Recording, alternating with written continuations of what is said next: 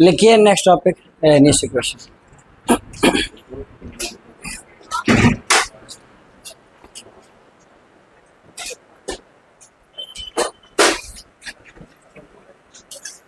देखो अभी तक हम लोग देखे थे रेट कांस्टेंट किस पे डिपेंड करता है, टेम्परेचर पे।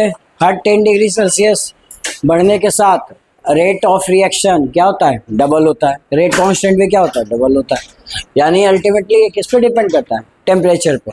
तो इसका जो रिलेशन बताया गया था वो एरेनियस नाम के साइंटिस्ट ने बताया था, उन्हीं के नाम पे इक्वेशन है एरेनियस इक्वेशन। तो एरेनियस इक्वेशन क्या बतलाता है, लिखो। It gives the relationship between it gives the relationship between rate constant. It gives the relationship between rate constant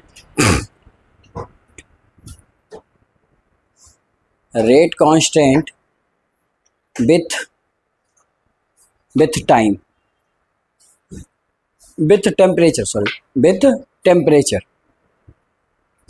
मतलब ये किसके बीच में ग्राफ प्लॉट करके देगा, ये रिलेशनशिप देगा किसके बीच में। हाँ, रेट कांस्टेंट को आप क्या कहते हो, के। तो के वर्सेस टेम्परेचर, मतलब इसके रिस्पेक्ट में, है ना।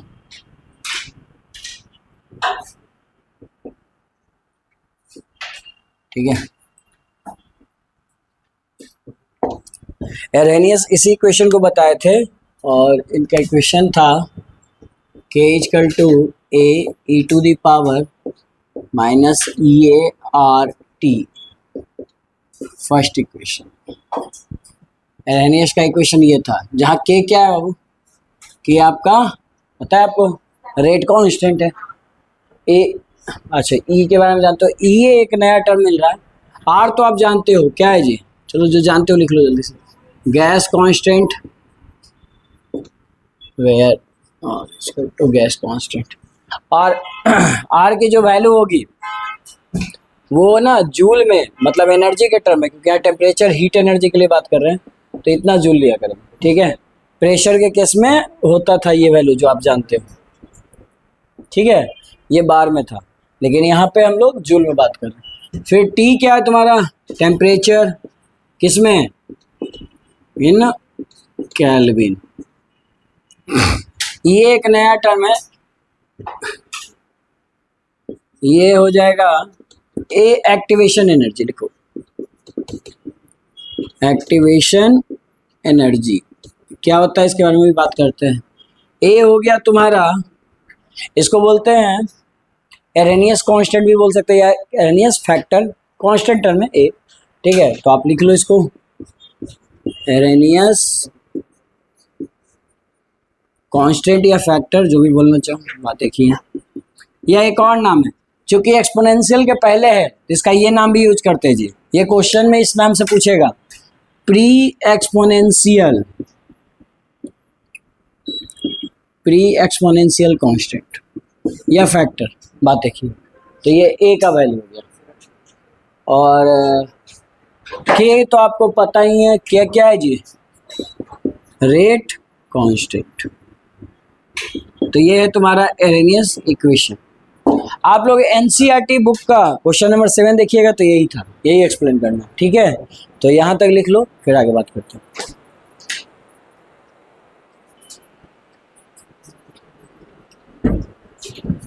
हाँ, इसमें हम नेचुरल लॉग लेते हैं इस ई को हटाने के लिए। ठीक है, तो नेचुरल लॉग ये हुआ, इसका बेस ई होता है। Natural log e equal to 1 होता है। जैसे नेचुरल लॉगरिथम 10 इक्वल टू 1 होता है, क्योंकि इसका बेस 10 होता है और इसका बेस ई होता है। ठीक है, बाकी नेचुरल लॉग और लॉगरिथम में ये रिलेशन होता है, एक नंबर है, इससे मल्टीप्लाई कर दो तो ये दोनों इक्वल होते हैं। ठीक है, तो लिखो टेकिंग नेचुरल लॉग, लिख लो इसमें taking natural log in both side, taking natural log in both side। अगर दोनों साइड हम नेचुरल लॉग लें तो क्या लिखेंगे बताइए। तो हम लिख सकते हैं नेचुरल लॉग के, ये लिखेंगे, और इधर लिखेंगे natural log a e to the power ये आर टी। अब एक बात बताओ, आपने पढ़ा है ना कि log a into log b, लिख सकते हैं ना इसको, log a into log b क्या होगा, log a plus log b, तो ये लिख सकते हैं। तो यहाँ पे लिखिए natural log a plus natural log e। कोई दिक्कत? अब बताइए ये जो वैल्यू पावर में है वो कहाँ आ जाएगी? अब जानते हो ना, जो भी 10 टू द पावर 2 रहता है लॉग में, तो क्या करते हैं, इसको 2 को आगे ले लेते हैं, यानी जो भी पावर टर्म है वो आगे आ गया। तो नेचुरल लॉग ए और यहाँ पे माइनस ये अपॉन आर टी, ये पूरा टर्म आगे आ जाएगा। अब बताओ नेचुरल लॉग ई का वैल्यू क्या आपने पढ़ा है, 1 होता है, तो इसको आप हटा दीजिए, ये 1 के बराबर हो जाएगा। कोई दिक्कत नहीं? तो बताइए नेचुरल लॉग के मतलब कि क्या लिख रहा है, ये नेचुरल लॉग के यानी k rate constant equal to natural log a minus ये बाई आर टी। इसमें कोई दिक्कत बताइए? बस हमने केवल नेचुरल लॉग किया है, लॉग ए इंटू बी का ऑपरेशन लगाया, और एक और चीज log a to the power x, तुमको पता ही है, एक्स को आगे ले लो, लॉग ए लिखते हैं ना, तो वही काम किया, मतलब लॉग का एक्सप्रेशन यहाँ पे दोनों हमने यूज किया। ठीक है, तो आप इसे लिख लीजिए। अब इस नेचुरल लॉग को कन्वर्ट कर लेते हैं किस में, लॉगरिथम में। तो लॉगरिथम में कन्वर्ट करोगे तो किस वैल्यू से मल्टीप्लाई करोगे, ऐसा वैल्यू लिखे खाएंगे, ये ना लिखेंगे नेचुरल लॉग इक्वल टू इतना, और यहाँ पे क्या लिखेंगे बताइए? इस नेचुरल लॉग की जगह भी ये वैल्यू लिख सकते हैं, लॉग ए। इधर तो कोई टर्म है नहीं तो रहने दीजिए, कोई दिक्कत? ये टर्म दो बार आ रहा है, अगर इस नंबर से हम भी डिवाइड कर दें इसी नंबर से तो क्या हो जाएगा, यहाँ पे लॉग के बचेगा, यहाँ पे क्या बचेगा, लॉग ए माइनस ये अपॉन 2.03 आर टी।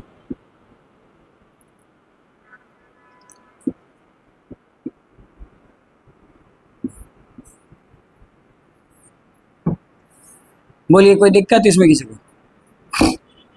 आया समझ में? इस तरह से हम लोग लिख सकते हैं, और इस नंबर से हमने डिवाइड कर दिया तो ये कट गया, ये कट गया, और यहाँ डिवाइड किया तो जो भी करेंगे पूरे में करेंगे, तो ये डिवाइड किया तो यहाँ पे ये नंबर आ गया, कोई दिक्कत है ना? तो ये आपका आ गया लॉगरिथम के टर्म में इक्वेशन 2, जिस पे आपके न्यूमेरिकल्स बन सकते हैं।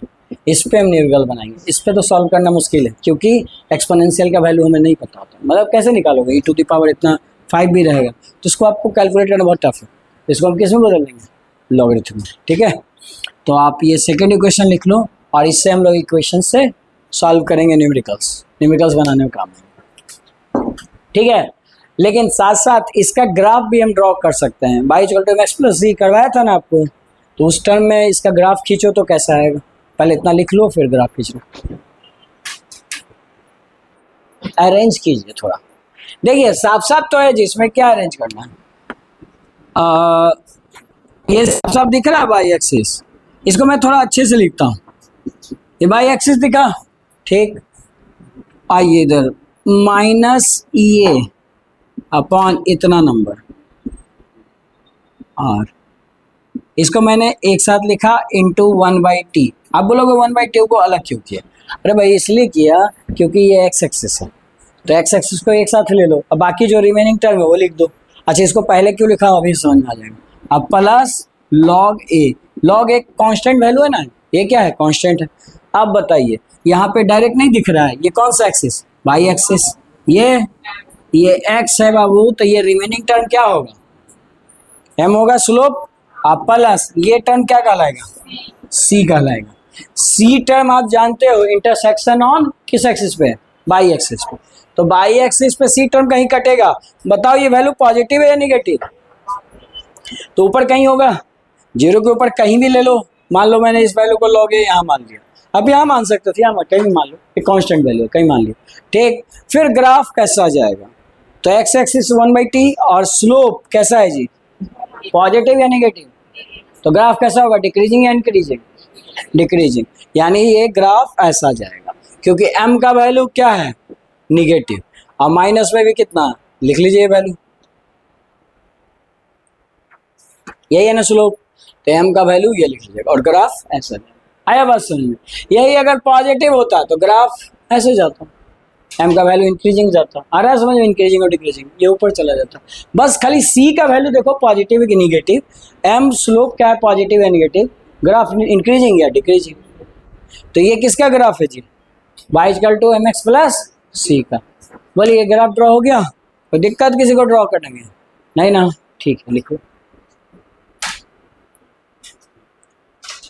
तो अगर ये ग्राफ आप ड्रॉ कर लिया और इसमें प्रॉब्लम नहीं है आपको, तो मैं आपको एक और टास्क देता हूं, ये जो इक्वेशन है इसका ग्राफ ड्रॉ करो, इसका आपको ये वाला इक्वेशन का ग्राफ ड्रॉ करना, जहां पे एक्सिस में बता देता हूं, मैं यहां बना देता हूं एक्सिस, ये आसान है अब आपके लिए ना।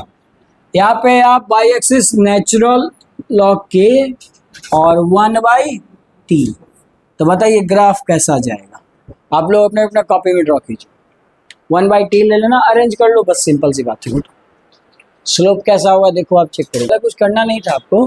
देखिए इसमें इसको मैंने मान लिया बाई, ठीक, और m का भाई यहाँ 1/t नहीं दिख रहा है, तो ये x हो गया, तो m का वैल्यू क्या हो जाएगा, ये हो जाएगा, यानी माइनस EA/r अब प्लस c का वैल्यू ये रहा। आइए अब हमको ड्रॉ करना है, तो बताइए स्टार्ट तो वही ना c से होगा, c यानी कि इंटरसेक्शन ऑन बाई एक्सिस। अब बाई एक्सिस पे कहाँ कट करेगा, पॉजिटिव निगेटिव कहाँ, तो भाई देखिए ना, नेचुरल लॉग a क्या लगता है इसका वैल्यू, पॉजिटिव आएगा निगेटिव, पॉजिटिव, क्योंकि हमेशा ये कांस्टेंट है नेचुरल लॉग a। और बताइए अब एक्स एक्सिस दिख ही रहा है, ग्राफ कैसा जाएगा, ये बाई आर, ये बाई आर कैसा ग्राफ जाएगा, क्योंकि स्लोप क्या है नेगेटिव, तो ग्राफ डिक्रीजिंग जाएगा, तो ऐसा बनेगा ग्राफ, जहां पे स्लोप का वैल्यू दिया रहेगा। बोलिए कोई दिक्कत, कितने लोग का ये सही हुआ, ठीक, बाकी लोग ड्रॉ कर लीजिए। ये दोनों इक्वेशन है जिस पे क्वेश्चंस आएंगे। एक्टिवेशन एनर्जी में लिखिए, it is the minimum energy, it is the minimum energy, it is the minimum energy required, it is the minimum energy required to convert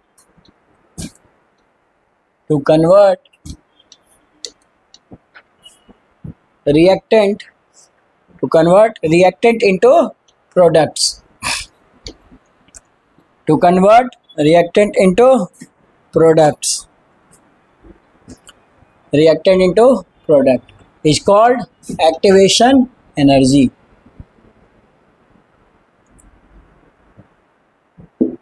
is called activation energy। क्या कहेंगे जी उसे, activation energy. तो दो equation आया, इसका log के term में याद है फॉर्मूला, याद रखिएगा, लॉग के log a e to the power minus EA by RT, नहीं, log a minus EA upon 2.03 R,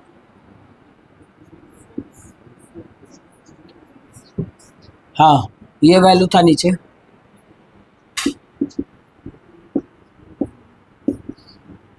यही था इक्वेशन। देखो सेकंड इक्वेशन ये था ना, चेक करो,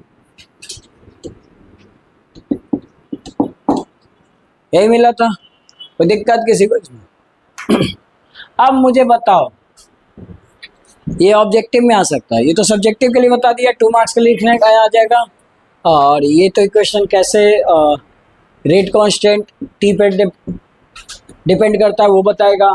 ग्राफ का क्वेश्चन में बेसिकली स्लोप पूछ सकता है कि स्लोप क्या होगा, पॉजिटिव निगेटिव, या एम की वैल्यू क्या होगी, वो सब आपको स्लोप बना के दिया रहेगा, उस वहाँ से ऑब्जेक्टिव पूछ सकता है आपसे। जनरली वो कंपटीशन में पूछते हैं ज़्यादातर ग्राफ के क्वेश्चन, लेकिन यहाँ अगर हम बात करें तो आपसे यहाँ पे पूछा जाएगा जो ऑब्जेक्टिव में पूछा जाएगा नोट करके लिख सकते हो। पॉइंट फर्स्ट, बताओ किसी भी रिएक्शन को प्रोसीड कराने के लिए एक्टिवेशन एनर्जी लो होना चाहिए या हाई, ये पूछ सकता है। क्या लगता है एक्टिवेशन एनर्जी क्या होना चाहिए, लो या high?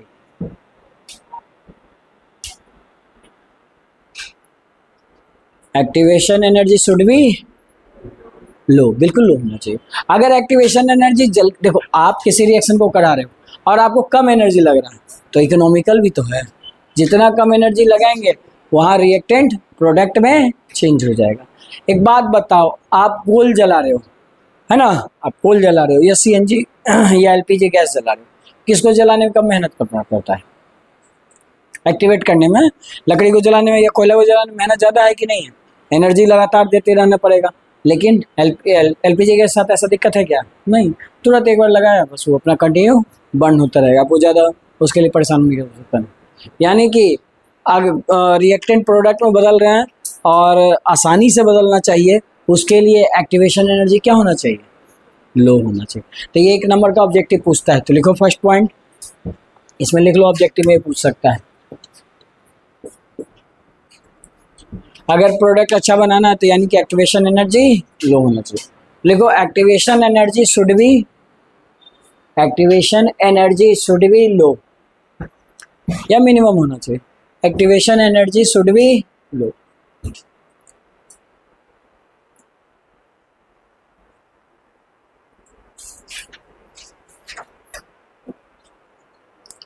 Activation energy should be लो।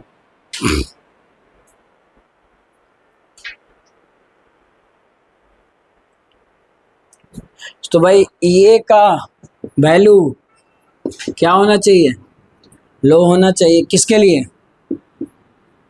और अगर रेट ऑफ रिएक्शन को फास्ट करना है, किसको फास्ट करना है? Rate of reaction become faster.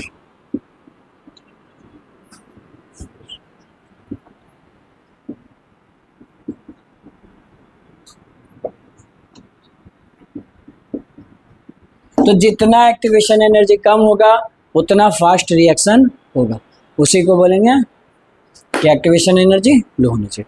कोई दिक्कत? अच्छा, ये दोनों इक्वेशन में कोई प्रॉब्लम नहीं ना? तो दोनों इक्वेशन से देखते हैं कि क्वेश्चन की किस तरह से पूछता है।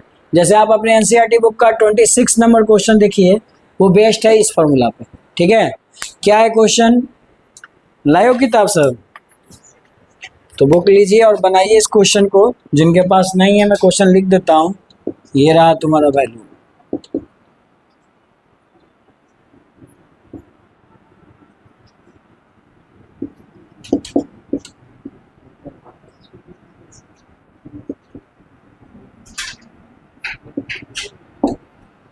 इसमें आपको कैलकुलेट करना है, कैलकुलेट एक्टिवेशन एनर्जी, इसकी वैल्यू बतानी है। ठीक है, चलिए बनाइए। नहीं, चलो देखो के इक्वल टू क्या लिखोगे बताओ? एक्सपोनेंशियल के टर्म में है A e to the power minus E a by R T, ये लिखेंगे ना? बताइए, के तो मैच कर गया, ये किसकी वैल्यू है? ये की रहने दीजिए, वो निकालना नहीं है। तो बाकी ये जो वैल्यू रिमेनिंग बचा, इन दोनों को इक्वेट कर सकते हैं, दोनों ई ई है, यानी कि ये वैल्यू किसके बराबर है? इसके बराबर। कंपेयर कर सकते हैं, ये नहीं कर सकते हैं, तो यही कंपेयर करना था और आंसर बताना था। चलिए यहाँ पे ई ए की वैल्यू है ही, हम निकाल सकते हैं। तो अब बताइए, minus E a by R T equal to क्या लिखे? माइनस के वहाँ पे केल्विन है, मतलब टेम्परेचर को रिप्रेजेंट कर रहा है, यूनिट है। अब बताइए इसमें टी से टी कट जाएगा, कोई दिक्कत किसी को? प्रॉब्लम है? नहीं ना? अच्छा, माइनस से माइनस कट जाएगा, तो ई ए का वैल्यू क्या आ जाएगा बताओ?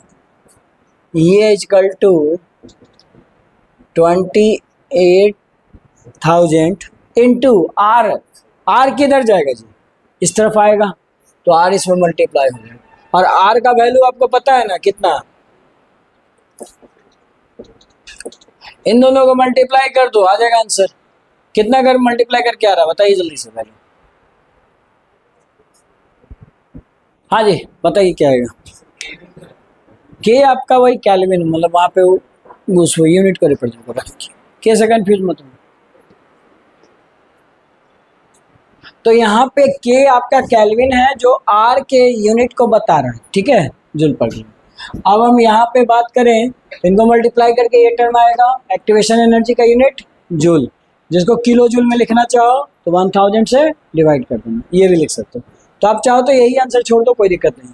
उसी से मिलता जुलता देखो सीबीएसई बोर्ड में 2020 में एक क्वेश्चन पूछा है कि N2O5 नाइट्रोजन पेंटाऑक्साइड का डिकम्पोजिशन का फर्स्ट ऑर्डर रिएक्शन है ये, ठीक है, ये दिया हुआ।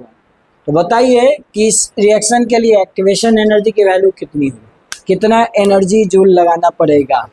तो बना सकते हैं, फिर से वही वैल्यू है, कंपेयर कीजिए, आंसर बताइए, ठीक है। के से इस बार कंफ्यूज नहीं ना हो गए, के आपका यहाँ पे आर मिसिंग है कि नहीं है, तो आर जो है आपका, आर को क्या है, गैस कांस्टेंट, उसका यूनिट यहाँ पे ये के फॉर्म में, ठीक है। चलिए लिखिए और कंपेयर करके बताइए। देखिए सिंपल सी बात है, फिर से इसी क्वेश्चन से कंपेयर कीजिए। के इक्वल टू क्या पढ़े हो, A to the power minus E a by R. ये देखिए ये जो वैल्यू है ये किसके बराबर हो जाएगी, इस वैल्यू के बराबर। तो आप लिखिए minus E a by R T equal to minus इतना वैल्यू बाई टी, है ना। के आपका यूनिट है, किलो नहीं है यहाँ पे। नहीं तो अगर किलो केवल नहीं लिखता है, लिखा रहेगा तो किलो जूल लिखा रहेगा, कुछ तो देगा किलो के आगे, यानी किलो ही नहीं है, ये क्या है, मान लो किलो रहे तो मीटर तो लिखेंगे तब ना किलोमीटर पता चले, यानी क्या है, खुद अपने आप यूनिट है। और ये किसको रिप्रेजेंट कर रहा है, केल्विन, टेम्परेचर के लिए, ठीक है। चलो अब हम ये बात किए तो बताइए, temperature temperature cancel out, minus minus cancel out, ये इक्वल टू क्या हो जाएगा, आर इधर जाएगा तो मल्टीप्लाई हो जाएगा 8.314, और इसको मल्टीप्लाई करोगे तो कितना आ रहा है बताइए आंसर, 208 पॉइंट, हाँ पॉइंट, अच्छा पहले आएगा 850, और अगर इसको, ये तो जूल में आ गया, केल्विन में लिखोगे तो इतना लिख सकते हो, किलो जूल। तो ये आपका आंसर है, आप दोनों में से कोई लिख दीजिए, दोनों सही है, ठीक है। बताइए कोई डाउट किसी को। तो बाबू ये क्वेश्चन 3 मार्क्स में था सीबीएसई बोर्ड में, तो इसमें 2 पार्ट में क्वेश्चन था, ये फर्स्ट पार्ट हुआ, इसमें कोई दिक्कत नहीं ना, तो ये हो गया फर्स्ट पार्ट। सेकंड पार्ट इसमें क्या था मैं बताता हूँ, देखो सेकंड पार्ट आप पढ़ोगे, इसमें आपको दिए हुए है हाफ लाइफ टाइम दिया हुआ है क्वेश्चन में, क्या दिया हुआ जी, half life time, half life time दिया हुआ है 300 मिनट, कितना जी, हाफ लाइफ टाइम कैसे डिनोट करते हैं, कितना मिनट है, 300 मिनट। तो आपको क्या निकालना है, कैलकुलेट रेट कांस्टेंट। अगर ये दिया हुआ है तो क्या आप रेट कांस्टेंट निकाल सकते हो, रेट कांस्टेंट यानी क्या, के, ये निकालना है, 2 चीज निकालना है, फर्स्ट जो आप निकाल चुके हो, सेकंड आप निकालिए रेट कांस्टेंट कैसे निकालेंगे।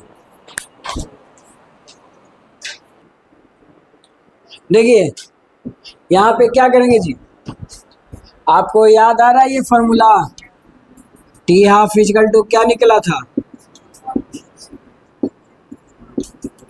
ये आया था, याद रखिए हाफ लाइफ टाइम का ये आया था, जो कि इंडिपेंडेंट होता था किससे, इनिशियल कंसंट्रेशन से। और यहाँ पे मैंने फर्स्ट ऑर्डर का क्यों लिया, क्योंकि देखो रिएक्शन बता दिया है, कौन सा रिएक्शन है, फर्स्ट ऑर्डर, फर्स्ट ऑर्डर के लिए आता है, हमको क्या निकालना है, के, तो के को इधर ले लो, हाफ लाइफ टाइम इधर कर दो।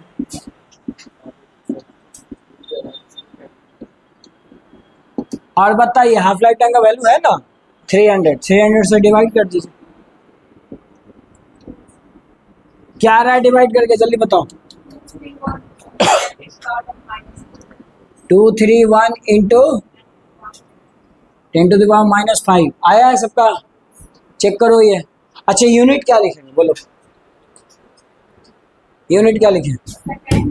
हाँ फर्स्ट ऑर्डर का बार बार नहीं कहा था कि सेकंड इनवर्स होता है यूनिट, वही लिखिएगा। तो लिख लीजिए और चेक कीजिए सबका यही आंसर आया है।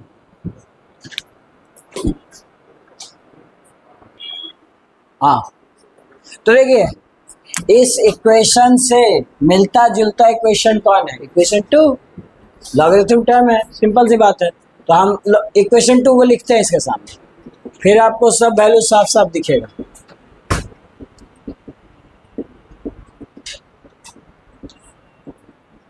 अब बताइए ये इसके बराबर है, मतलब कोई पूछेगा लॉग ए का वैल्यू कितना है जी, तो 14.2 लॉग के तो साफ साफ दिख रहा है, तो ये वैल्यू ये आपस में नहीं बराबर हो जाएगा, बस यही लिखना था। तो देखिए ए इक्वल टू, आपको मन है तो विद साइन लिखना है तो विद साइन लिखो, माइनस इसका वैल्यू क्या हो जाएगा -10⁴ टी, टी से टी कट जाएगा, बताओ माइनस से माइनस कट गया, ये पूरा वैल्यू उधर भेज दो, ये इक्वल टू क्या हो जाएगा 2.303। आर का वैल्यू क्या पुट करेंगे, देखिए वहां दे रखा है इंटू 10⁴। इन सब को मल्टीप्लाई करो, ये का वैल्यू कितना आया जी बताओ जल्दी से, कितना आया 19.147 इंटू, हाँ बोलो आगे 10⁴। हाँ मतलब इन दोनों का मल्टीप्लाई किया कितना आया, ठीक है हाँ आएगा, आगे बोलो यूनिट क्या लिखे, जूल, इतना हो जाएगा आंसर। बताइए इसमें किसी को कोई दिक्कत नहीं ना? अच्छा ये भी क्वेश्चन लॉन्ग क्वेश्चन में है, 3 मार्क्स में है, तो इसमें आपसे आगे एक टर्म और पूछा है, क्या पूछा है बी पार्ट, बी पार्ट में इसमें पूछा है कि अगर हाफ लाइफ टाइम आपको दिया हुआ है, हाफ लाइफ टाइम कितना 200 मिनट, अगर हाफ लाइफ टाइम इतना है तो बताइए के का वैल्यू क्या हो, किसका वैल्यू के क्या है जी, निकाल सकते हैं, निकालिए फिर बताइए कौन सा फॉर्मूला लगाएं, समझ में आ रहा है कौन सा फॉर्मूला लगाएंगे, कौन सा, हाँ यही फॉर्मूला लगाएंगे, अभी लगाए थे ना, क्यों लगाएंगे यही फॉर्मूला हम लगाएंगे, ये बात सही है, लेकिन क्यों लगाएंगे तो आप देखिए क्वेश्चन में मेंशन है, कौन से ऑर्डर का रिएक्शन है, फर्स्ट ऑर्डर, फर्स्ट ऑर्डर के लिए आप जानते हो ना हाफ लाइफ टाइम का फॉर्मूला, एकदम रट्टा मारो 2-3 में तो फॉर्मूले है जी, यही बार बार यूज हो रहा है, बना लेंगे तो लिखिए, तो बताइए के का वैल्यू क्या आएगा,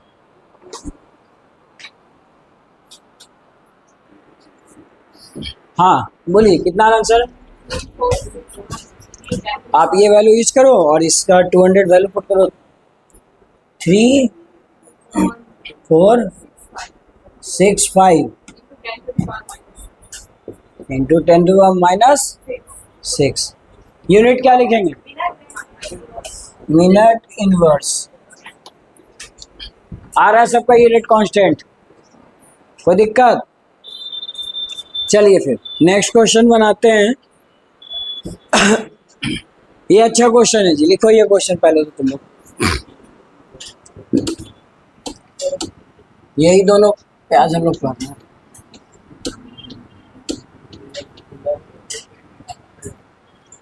अच्छा सुनिए क्वेश्चन क्या बोल रहा है, 2019 में पूछा है आपसे,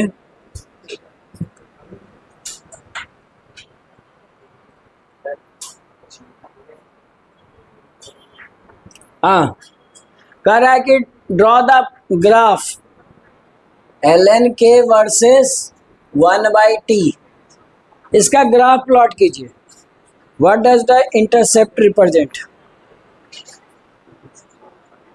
ठीक है सुनो आपको इनका ग्राफ प्लॉट करना है, क्या आप इनका ग्राफ प्लॉट कर सकते हो यस या नो, अभी करवाया था ना, फिर आपसे पूछा है कि what is the intercept on by axis, by axis पे जो इंटरसेप्ट होगा,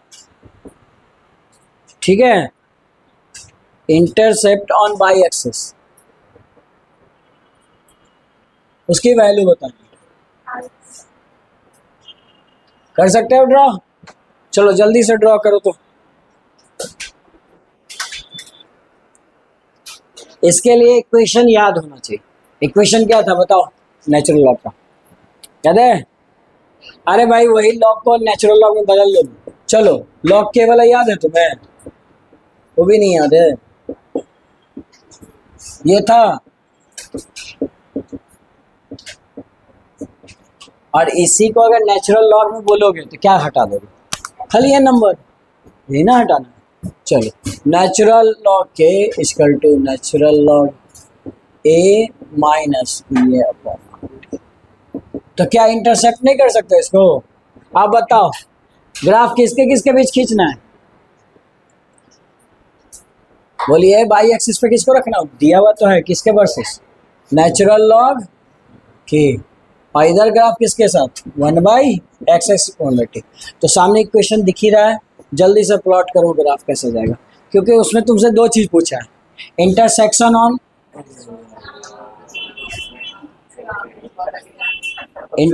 ऑन बाई एक्सिस, है ना? क्वेश्चन लिखे थे तो लिखो।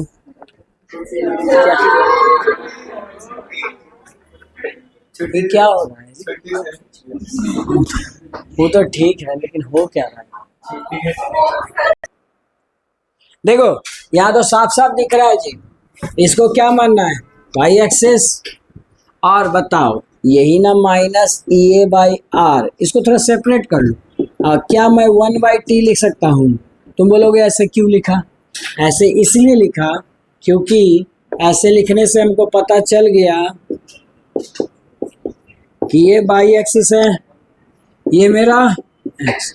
बाई और एक्स बना लो, बाकी सब अपने आप दिखेगा। एम किसके साथ रहता है जी? अब प्लस सी, सी का वैल्यू ये है। अब बताओ सी का वैल्यू क्या है यहाँ पे?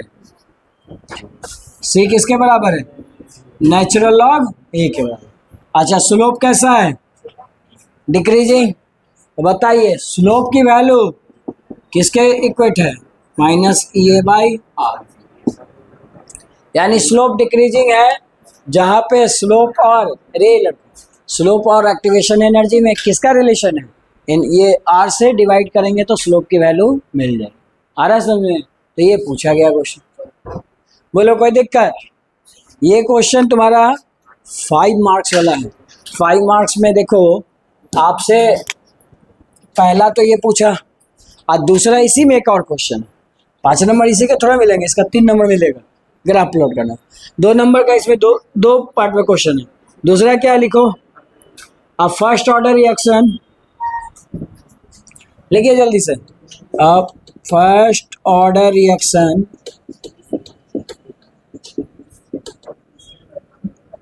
Takes 30 minute for 20% decomposition.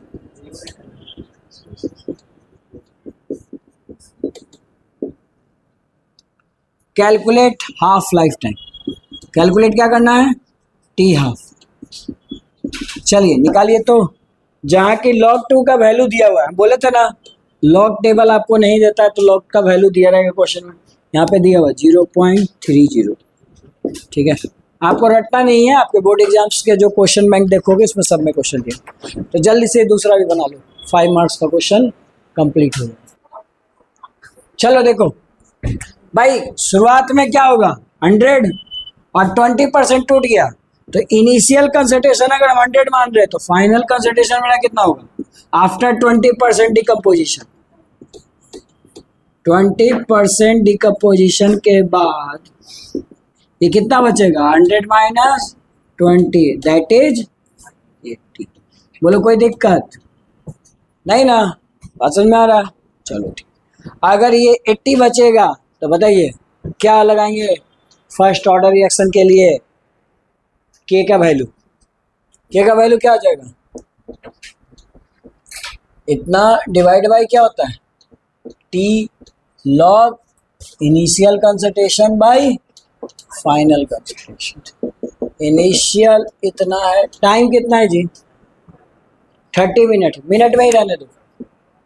Log 100/80, ये कट गया, काट ही दो इसको बढ़िया से। ये कितना हो जाएगा 5 और ये 4, तो लॉग कितना हो जाएगा 1.25। अच्छा इसका वैल्यू देना चाहिए log 1.25 का।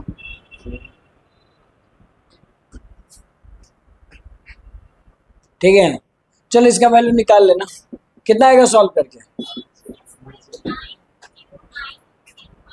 6.90, हाँ 10⁻⁻3। ये के का वैल्यू आ गया। यूनिट क्या लिखेंगे मिनट इनवर्स, कोई दिक्कत नहीं, लेकिन हमको के नहीं निकालना, हमको क्या निकालना है T half life, half life time. बताओ हाफ लाइफ टाइम कब कैसे निकालेंगे। T half equal to 0.693 divide by, याद आ रहा है के, अब वैल्यू तो सामने है सर, पुट कर लो 0.6, इसमें भी ले लो 6.09 इंटू 10⁻³ ये सॉल्व कर लीजिए, टी हाफ का टाइम मिल जाएगा, कोई दिक्कत। आज जो टाइम आएगा वो किस में आएगा, मिनट की सेकेंड, मिनट। आया समझ में, बन जाएंगे ऐसे क्वेश्चन। ठीक, तो आपको होमवर्क कुछ दे देता हूँ एनसीईआरटी बुक का, आप बनाइए, लिखिए HW, यहाँ तक सॉल्व कर लो, आंसर बताओ।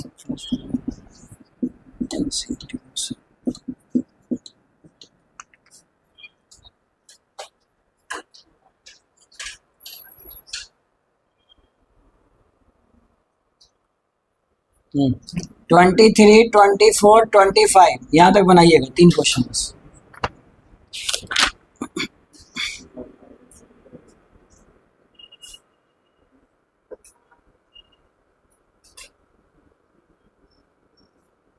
और 27 बना सकते हो। चलो ठीक है, इतना बना के लॉक कर देते हैं।